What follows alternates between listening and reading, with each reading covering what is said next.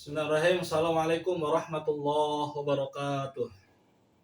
Alhamdulillahilladzi habbaba ilainal iman wa zayyanahu fi qulubina wa karrahallahu ilainal kufra wa fusuq wal isyan. Ulaika humur rasyidun. Fadlan minallahi wa ni'mah wallahu alimun hakim. Wa nashhadu an la ilaha illallah wahdahu la syarikalah wa nashhadu anna Muhammadan abduhu wa rasuluh. Allahumma fashalli wa sallim wa barik ala hadza nabil karim Nabiul Mustafa wa ala alihi washabihi ajmain wa ba'du. Teman-teman, ya insyaallah Allah Subhanahu wa taala muliakan. Alhamdulillahirabbil alamin. Pada edisi yang keempat ini ya, kita akan mencoba membahas materi yang berkaitan dengan ilmu ulumul hadis atau yang berkaitan dengan ulumul hadis. Kemarin kita sudah membahas tentang pengklasifikasian di dalam ilmu hadis, dan kesempatan kali ini kita akan mencoba bagaimana hadis ini ditulis dari sejak zaman Nabi SAW yang dilanjutkan pada zaman setelahnya, yaitu generasi Khulafaur Rasyidin yang disebut dengan zaman Kibarus Sahabah.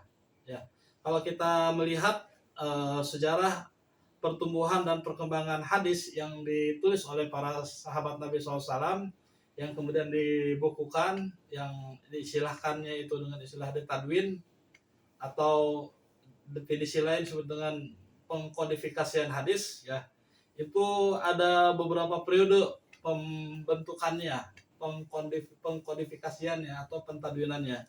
Pertama adalah periode hadis pada masa Nabi SAW. Ini akan kita bahas nanti. Yang kedua itu periode pada masa sahabat-sahabat senior atau kibarus sahabah ya. Yang dilanjutkan periode yang ketiga yaitu pada masa sahabat junior atau disebut dengan sigur sahabah, yang kemudian mereka mengajarkan ilmu-ilmu mereka kepada generasi selanjutnya yang disebut dengan generasi tabi'in, di mana setelah generasi tabi'in ada, dimulailah hadis pada masa kodifikasi yang sesungguhnya ya, kodifikasi yang sesungguhnya yaitu pada masa generasi tabi'in, khususnya yaitu pada masa kekhalifahan Umar bin Abdul Aziz ya, sebagai khalifah di kekhalifahan Bani Umayyah. Yang kemudian hadis pada masa awal sampai akhir abad ketiga Hijriah, yang dilanjutkan pada abad ke-4 sampai abad ke-7 ya, jatuhnya Baghdad pada tahun 696 Hijriah, dan yang terakhir adalah hadis pada masa pertengahan sampai abad masa sekarang. Kita di kesempatan kali ini akan memfokuskan bagaimana tadwinul hadis pada masa Rasulullah SAW dengan tadwinul hadis pada masa sahabat Khulafaur Rasyidin yang disebut dengan mereka disebut dengan kibarus sahabah atau sahabat-sahabat senior ya. Teman-teman, kalau kita membaca sejarah bagaimana pengkodifikasian hadis atau bagaimana tadwinul hadis yang dilakukan oleh sahabat-sahabat Rasulullah SAW ketika beliau SAW sedang hidup, ini disebut dengan asrul wahyi wa takwin. Asrul wahyi wa takwin itu masa di mana ketika itu Allah masih menurunkan wahyunya kepada baginda kita yang tercinta Nabi Muhammad SAW, dan bagaimana pembentukan wahyu tersebut ya, bagaimana penulisan wahyu. Jadi pada masa beliau, pada masa Rasulullah SAW itu wahyu masih diturunkan kepada beliau. Wahyu Allah Subhanahu Wa Taala ketika beliau berusia 40 tahun pertama kali turun Quran surat Al-Alaq ya, dari mulai ayat pertama sampai ayat yang kelima, yang dilanjutkan kemudian periode penurunan Al-Quran secara bertahap yang diturunkan oleh Allah SWT dari langit ke-7 sampai ke Sidratul Muntaha, yang kemudian disampaikan oleh malaikat Jibril sebagai Ruhul Kudus yang disampaikan dari beliau kepada Muhammad SAW.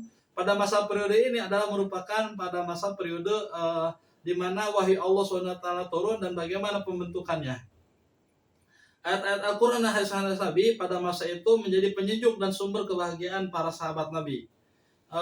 Para sahabat Rasulullah SAW ketika mereka mendapatkan wahyu dari Rasulullah SAW, di mana penyampaiannya dari Allah Subhanahu Wa Taala kepada malaikat Jibril, kemudian malaikat Jibril menyampaikan kepada Rasulullah SAW, para sahabat sangat mencintai Rasulullah.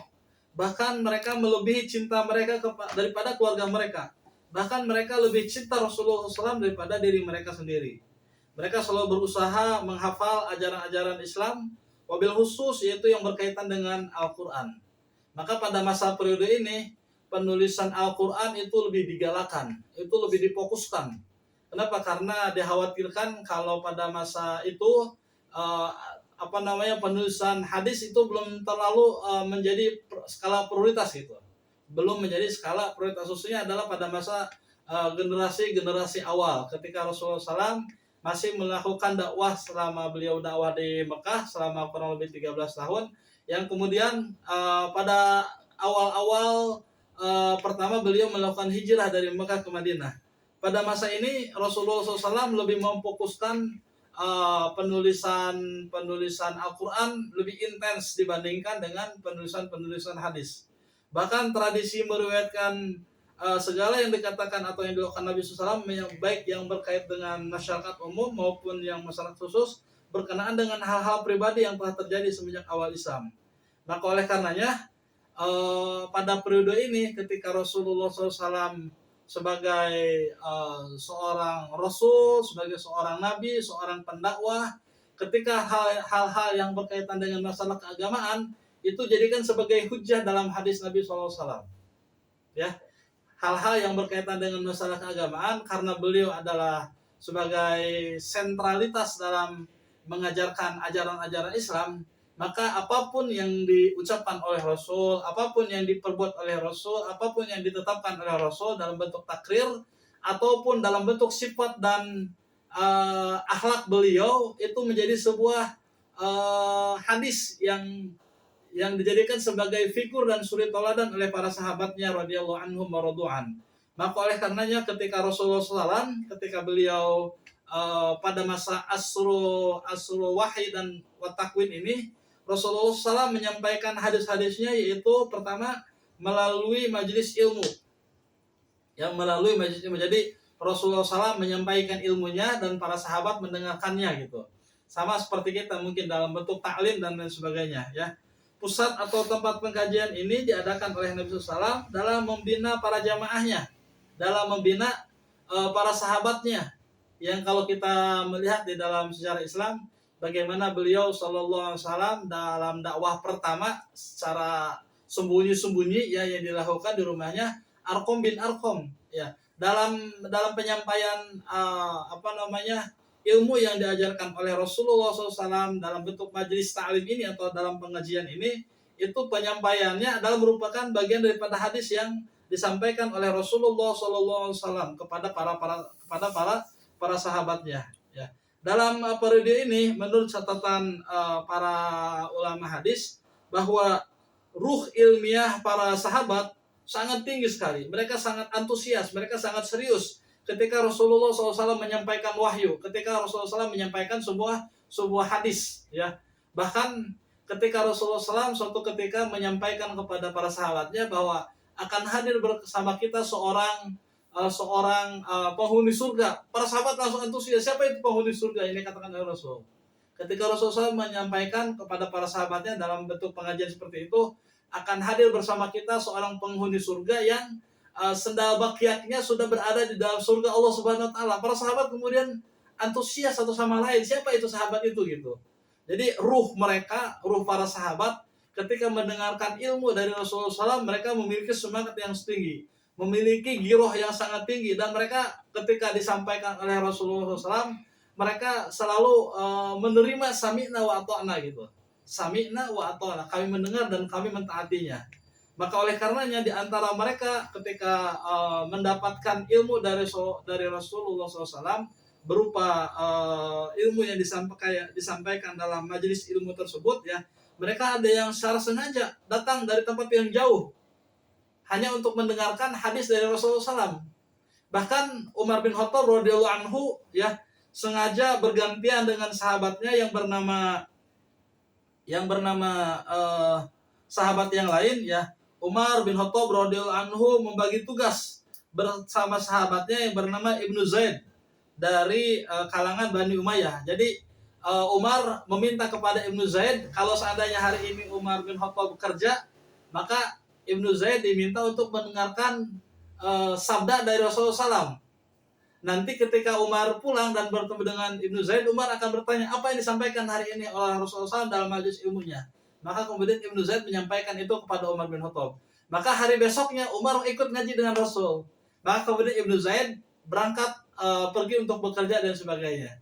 Nah, nanti Ibnu Zaid yang bertanya lagi kepada Umar bin Khattab. Jadi setiap hari mereka selalu bergantian untuk mendapatkan ilmu dari Rasulullah SAW di dalam majelis ilmu tersebut.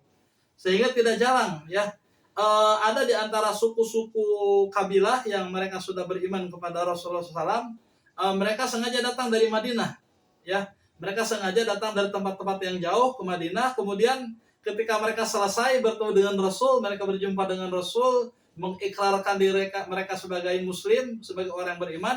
Kemudian di antara suku-suku tersebut mengirimkan utusannya agar salah satu utusan itu datang kepada Rasul dan ikut mengaji. Kalau kita mungkin tinggal bersama Rasul untuk nyantri gitu, untuk pesantren, untuk mendapatkan ilmu dari Rasulullah SAW, mereka belajar bersama Rasul selama 20 hari. Setelah 20 hari kemudian mereka izin kepada Rasul. Bahkan di dalam riwayatnya bahwa ketika setelah 20 hari, 20 malam, sebagian di antara suku tersebut datang kepada Nabi SAW. Dan Nabi melihat bahwa sahabat ini setelah 20 hari sepertinya ingin pulang bertemu dengan keluarganya gitu. Maka mereka mengatakan, Nabi adalah seorang yang sangat penyayang. Nabi adalah seorang yang sangat cinta kepada kami. Kemudian Nabi melihat bagaimana kami merasa berkeluh kesah ingin bertemu dengan keluarga kami ketika setelah ikut pengajian bersama Rasulullah SAW selama 20 hari. Maka tatkala itu Nabi melihat kami bahwa kami telah rindu dengan keluarga kami. Maka kemudian saking sayangnya itu Rasulullah SAW kepada sahabatnya, kepada orang yang diutus dalam satu suku itu untuk mengaji bersama Rasul, kemudian Rasul mengatakan, kalian pulanglah setelah belajar bersama kami selama 20 hari 20 malam. Kalian pulanglah, kata Rasul. Tinggallah bersama keluarga kalian. Ajarkanlah kepada mereka apa yang telah engkau dengar dan apa yang telah aku sabdakan. Dan lakukanlah salat bersama keluargamu, kata Rasul. Bila telah masuk waktu salat, hendaklah kalian melakukan azan, kemudian iqamah, dan lakukanlah salat berjamaah bersama sahabat-sahabat kalian dan bersama keluarga kalian, bersama suku-suku kalian. Di antara itu adalah pengalamannya Malik bin Al-Hawarish yang menunjukkan pada masa itu Rasulullah SAW meminta kepada beliau untuk supaya pulang bersama keluarganya setelah beliau Malik bin Al-Hawaris ini belajar mengaji kepada Rasul selama 20 hari. Yang kedua adalah Rasulullah SAW menyampaikan hadisnya selain dari majelis ilmu, juga dalam banyak kesempatan Rasulullah SAW juga menyampaikan hadisnya kepada sahabat-sahabat tertentu, ya. Di antaranya misalkan ada sahabat yang bertanya kepada Rasulullah SAW tentang masalah suatu hukum, ya. Ada sahabat yang bertanya kepada Rasul yang kemudian Rasul menyampaikan sebuah sabdanya, ya. Misalkan sahabat Abu Umar, ya. Abu Umar an Abi Amrin wakila Abi Amrata Sufyan bin Abdullah At-Thaqafi radhiyallahu anhu qala qultu ya Rasulullah qul li fil Islam qawlan la as'alu anhu ahadan ghairak qala qul amantu billah tsumma istaqim. Abi Amr menurut riwayat namanya adalah Abu Amr Sufyan bin Abdullah As-Saqafi radhiyallahu anhu, ia berkata, aku bertanya, wahai Rasulullah. Jadi sahabat ini dalam suatu waktu bertanya kepada Rasul hal-hal yang berkaitan dengan sesuatu yang memang kemudian ditanyakan kepada beliau secara langsung. Sahabat Amr ini bertanya kepada Rasulullah SAW, ya Rasulullah, wahai Rasulullah, qul li fil Islam, katakanlah kepadaku tentang Islam. Qaulan, suatu ucapan, la as'alu anhu ahadan ghairaka, yang setelah ini aku tidak akan lagi bertanya kepada orang lain selain ucapan itu. Kemudian Rasul katakan, qul amantu billah tsumma istaqim, katakanlah aku beriman kepada Allah kemudian istiqomah. Ini menunjukkan bahwa Rasulullah SAW menyampaikan hadisnya itu terkadang dalam hal-hal tertentu gitu, dalam hal-hal yang sifatnya pribadi. Sahabat bertanya langsung kepada beliau dan itu menjadi sebuah hujah di dalam suatu hadis. menurut riwayat yang lain bahwa Rasulullah SAW dalam banyak kesempatan menyampaikan hadisnya melalui para sahabat-sahabat tertentu yang tadi dijelaskan, bahkan kepada hal-hal yang sifatnya sensitif gitu. Ada salah seorang sahabat muslimah, ya sahabiah berarti perempuan ya, yang bertanya kepada Rasulullah SAW, setelah aku selesai haid, wahai Rasul, bagaimana aku mandi? Kata Rasul, ya mandi seperti biasanya. Kemudian sahabiah ini nanya lagi, bagaimana cara aku membersihkan kemaluanku gitu? Sesuatu yang sangat sensitif yang ditanyakan kepada Rasul SAW. Kemudian Rasul ya bersihkan, Rasul seperti itu. Kemudian si perempuan ini tetap bertanya, bagaimana cara membersihkannya wahai Rasulullah? Yang kemudian Aisyah radhiyallahu anha menarik si perempuan ini yang bertanya kepada Rasul. Kemudian beliau mengatakan bahwa bagaimana caranya sahabat ini bertanya. Kemudian Aisyah mengatakan kepada orang tersebut bahwa usapkan sepercah kain itu ke tempat bekas darahmu yang keluar. Artinya sahabat ini bertanya kepada Rasul tentang sesuatu yang sangat sensitif gitu, sesuatu yang boleh dikatakan karena saking semangatnya ini sahabiah bertanya kepada Rasul sampai urusan seperti ini pun ditanyakan langsung kepada Rasulullah SAW. Padahal Rasul sudah menjawabnya, tapi dia ingin mendapatkan ketegasan dari beliau yang kemudian Aisyah radhiyallahu anha sebagai istri Rasul menjelaskan yang lebih detail tentunya. Kenapa? Karena mungkin sama-sama dari kalangan sahabiah dan dari kalangan perempuan. Selanjutnya Rasulullah SAW juga menyampaikan hadisnya kepada para sahabat melalui ceramah atau melalui pidato, ya. Jadi bukan hanya melalui majelis ilmu, bukan hanya melalui para sahabat tertentu yang bertanya kepada beliau, dan ini banyak kasus ya, banyak kasus terjadi para sahabat yang bertanya kepada Rasul yang berkaitan dengan masalah ilmu atau berkaitan dengan masalah hadis atau hal-hal yang bersifat sensitif, hal-hal yang bersifat pribadi sekali ditanyakan juga kepada Rasul, itu menjadi sebuah hadis. Atau Rasulullah SAW menyampaikan ilmunya berupa hadis, itu berupa ceramah atau pidato di hadapan sahabat umum, sahabat banyak. Seperti misalkan ketika Rasulullah SAW melakukan Fathu Makkah, ketika Rasulullah SAW melakukan Haji Wada, ketika Rasulullah SAW di tahun kedua Hijriah, beliau menyampaikan tentang perintah berpuasa, ya, karena kalau kita melihat perintah puasa di dalam sejarah Islam ketika Rasulullah SAW di tahun kedua Hijriah, ya, beliau kemudian menyampaikan khutbahnya di hadapan banyak sahabat.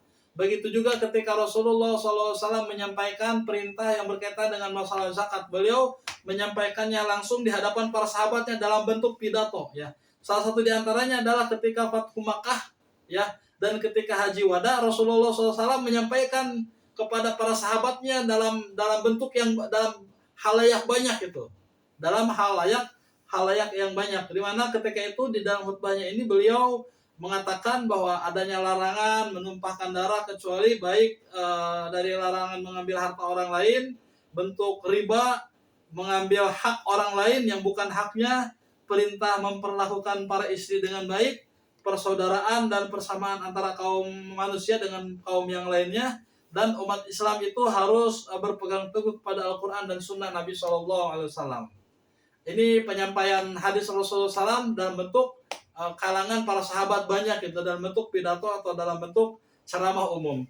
Begitu juga Rasulullah SAW menyampaikan hadisnya kepada para sahabatnya itu melalui perbuatan langsung yang disaksikan oleh para sahabatnya. Ya, suatu ketika Rasulullah SAW berjalan di suatu pasar. Kemudian Rasulullah SAW melihat ada seseorang yang menjual gandum, di mana gandum itu disimpan di sebuah karung, atasnya kelihatannya kering gandum tersebut. Ya, Rasul melihat ini ada sesuatu yang tidak beres. Sahabat ini menjual gandumnya.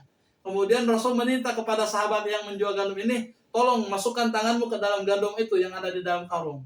Ketika beliau menyimpan tangannya ke dalam gandum tersebut yang di dalam karung, ternyata ketika diangkat, tangannya basah, padahal atasnya kelihatan kering.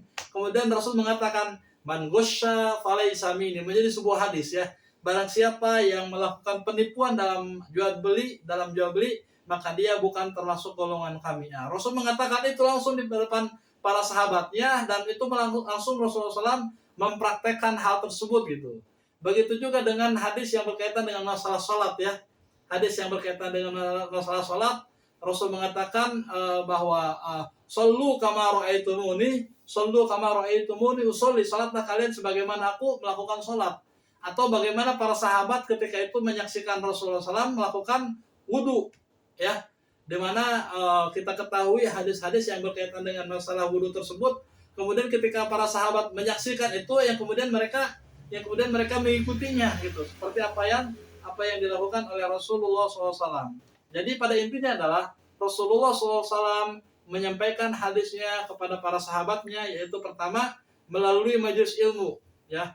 Yang kedua, Rasulullah SAW menyampaikan hadisnya kepada para sahabatnya dalam bentuk kesempatan secara langsung para sahabat bertanya kepada Rasulullah SAW. Yang ketiga adalah dalam bentuk hal-hal yang sifatnya sensitif, para sahabiah khususnya yang perempuan yang bertanya kepada Rasulullah SAW, yang itu kemudian menjadi sebuah ketetapan hadis. Begitu juga Rasulullah SAW menyampaikan hadisnya itu berupa ceramah, berupa pidato dalam kalangan halayak banyak gitu. Begitu juga Rasulullah SAW menyampaikan hadisnya dalam bentuk perbuatan langsung yang kemudian dilakukan oleh beliau dan para sahabatnya menyaksikan, dan setelah itu kemudian para sahabatnya mengikuti seperti apa yang dicontohkan oleh Rasulullah SAW.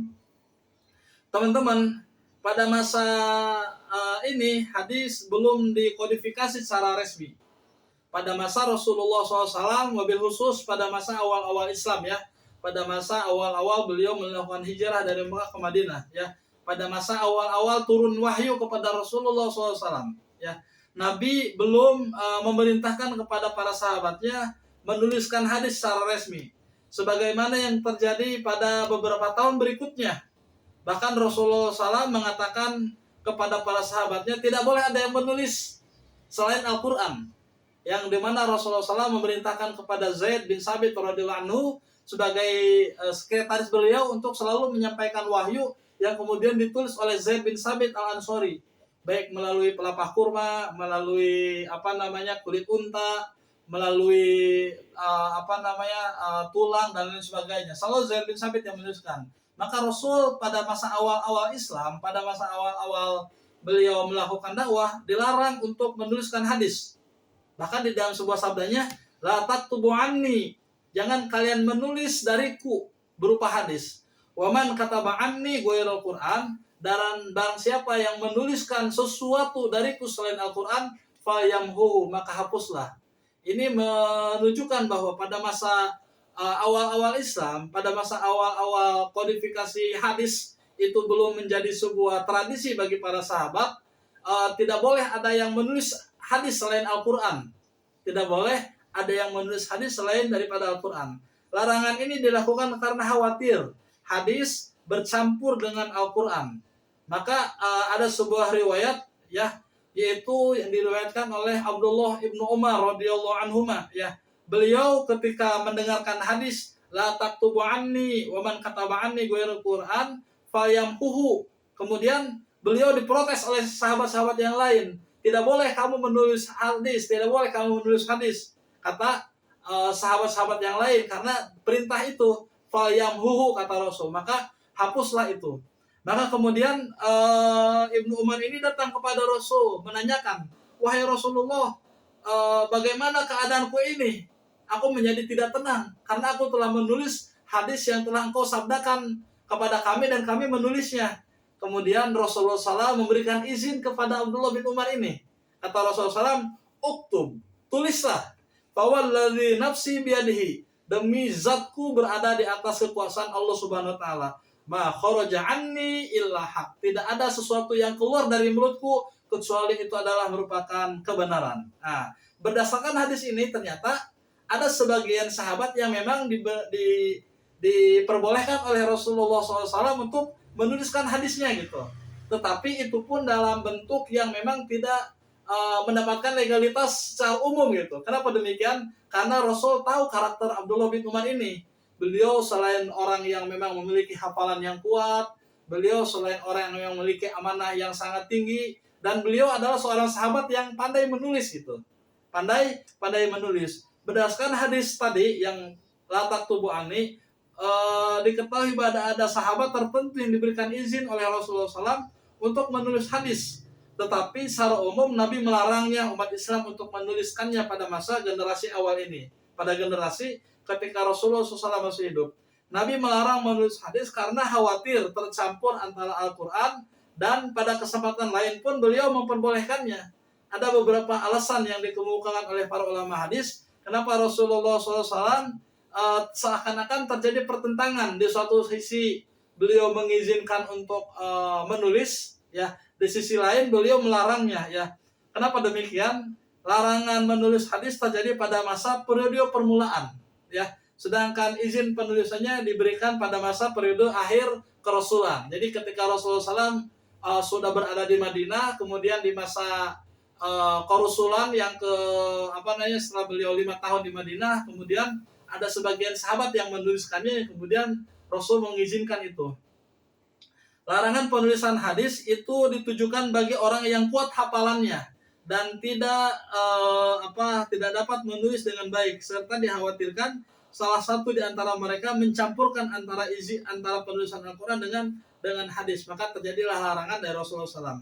Larangan itu ditujukan bagi orang yang kurang pandai menulis, ya. Dikhawatirkan tulisannya keliru, sementara orang yang pandai menulis, beliau memperbolehkan untuk menuliskan hadis Rasulullah SAW. Larangan menulis hadis itu merupakan bagian dari istilah nasakh dan mansukh gitu. Awalnya memang Rasulullah SAW melarangnya, kemudian dimansuh, diperbolehkan menuliskannya terhadap hadis Rasulullah SAW, dan itu pun hanya sebagian sahabat yang diperbolehkan oleh Rasul untuk menuliskan hadis Rasul, karena Rasul tahu bahwa karakter orang ini, mereka adalah orang yang bagus hafalannya dan mereka adalah pandai dalam menulis. Larangan itu bersifat umum. Larangan menulis hadis bersifat umum.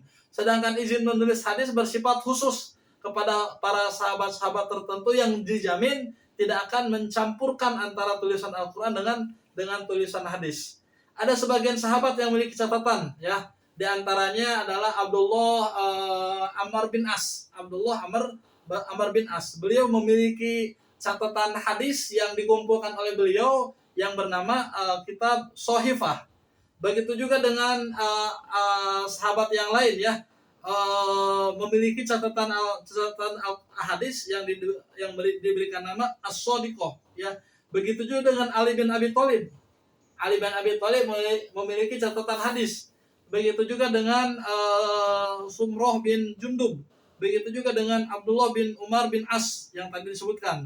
Begitu juga dengan Abdullah bin Abbas. Namun semua catatan-catatan hadis yang ditulis oleh para sahabat tersebut itu tidak sampai kepada kita. Kita tidak bisa membacanya secara langsung, ya. Beda dengan tafsir yang ditulis oleh Ibnu Abbas. Tafsir Ibnu Abbas itu sampai kepada kita. Kita bisa membacanya. Adapun hadis-hadis yang ditulis oleh para sahabat itu tidak sampai kepada kita. Kenapa demikian? Karena pada generasi setelahnya, setelah Rasulullah SAW wafat, itu tulisan-tulisan hadis yang ditulis oleh para sahabat itu tidak dipublikasikan, gitu. Hanya mereka yang menyimpannya untuk kebutuhan dan untuk keperluan mereka. Maka ketika Rasulullah SAW wafat, maka dilanjutkanlah penulisan hadis pada masa Khulafaur Rasyidin, ya. Setelah pada masa Rasulullah yang disebut dengan masa Asrul Wahyi wa Takwin, pada generasi yang kedua ini disebut dengan Asru Musabbit wal Iqlal minar riwayah. Asru Sabut wal Iqlal minar riwayah. Apa itu? Masa ini disebut dengan masa para sahabat setelah mereka menyebarkan dakwah ajaran Islam ke semua penjuru yang ada di wilayah Jazirah Arab khususnya, maka pada masa ini disebut dengan masa pembatasan dan memperketat periwayatan. Jadi jangan sampai ketika Al-Quran itu ditulis kemudian ada tulisan yang bersama dengan hadis gitu. Maka kemudian pada masa Khulafaur Rasyidin ini terjadi pengketatan terhadap hadis. Bahkan wabil khusus pada masa Abu Bakar As-Siddiq radhiyallahu anhu terjadi banyak orang-orang munafikun, banyak orang-orang yang mengaku nabi. Dikhawatirkan orang-orang yang mengaku nabi itu mereka menyebarkan hadis-hadis palsu gitu. Maka kemudian tidak ada penulisan hadis pada masa Abu Bakar As-Siddiq radhiyallahu anhu, tetapi beliau lebih memprioritaskan penulisannya kepada Al-Quran. Begitu juga dengan pada masa generasi Umar bin Khattab radhiyallahu anhu. Umar mendapatkan Al-Quran yang pernah dilakukan oleh Abu Bakar As-Siddiq dalam penulisan Al-Quran. Maka pada generasi Utsman bin Affan lah kemudian penyebaran Al-Quran disebarkan secara masif kepada seluruh para sahabatnya yang disebut dengan Mushaf Utsmani. Pada masa Ali bin Abi Thalib inilah pada masa kemudian banyaknya timbul fitnah, terjadinya perpecahan antar sahabat satu dengan sahabat yang lain, hobil khusus terjadinya perang Jamal, terjadinya perang Siffin antara Muawiyah dengan Ali bin Abi Thalib, sehingga terjadi dua kubu ya, antara orang yang pro dengan Muawiyah, antara orang pro dengan Ali bin Abi Thalib, bahkan ada orang yang tidak pro kepada Muawiyah, tidak pro dengan Ali bin Abi Thalib, yang menjadi sebuah kelompok baru yang disebut dengan orang-orang Khawarij. Mereka membuat hadis palsu gitu. Mereka membuat hadis masing-masing. Orang-orang yang pro dengan Ali bin Abi Thalib membuat hadis yang sangat memprioritaskan Ali bin Abi Thalib, bahkan terlalu mengagungkan terhadap Ali bin Abi Thalib. Begitu juga dengan orang-orang Muawiyah, begitu juga dengan orang-orang Khawarij. Jadi pada masa generasi para sahabat, khususnya pada masa generasi Khulafaur Rasyidin, itu penulisan hadis hampir tidak ada penulisannya. Kenapa demikian? Karena prioritas dan mereka lebih mengutamakan kepada bagaimana penulisan Al-Quran itu lebih dibuat seketat mungkin gitu. Kenapa demikian? Karena dikhawatirkan tadi ya, adanya percampuran antara Al-Quran dengan hadis Nabi SAW. Walaupun ada di antara mereka yang menyampaikan sebuah hadis, Abu Bakar sangat ketat sekali, harus menyaksikan ketika sahabat ini mengatakan sebuah hadis, harus ada saksinya. Begitu juga dengan pada masa generasi Umar bin Khattab.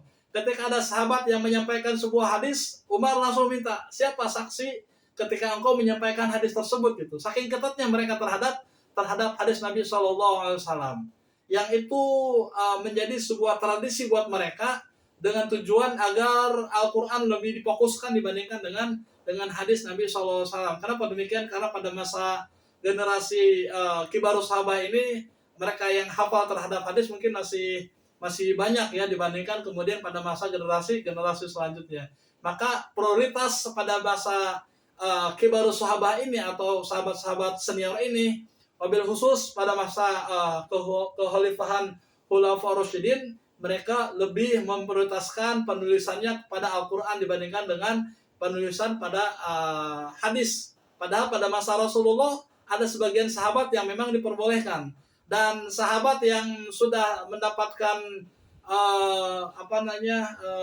keabsahan dari Rasul untuk menulis hadis pada masa Khulafaur Rasyidin ini, pada masa Khulafaur Rasyidin ini mereka tidak mempublikasikan hadis yang ditulis oleh mereka. Kenapa? Karena kekhawatiran tersebut gitu.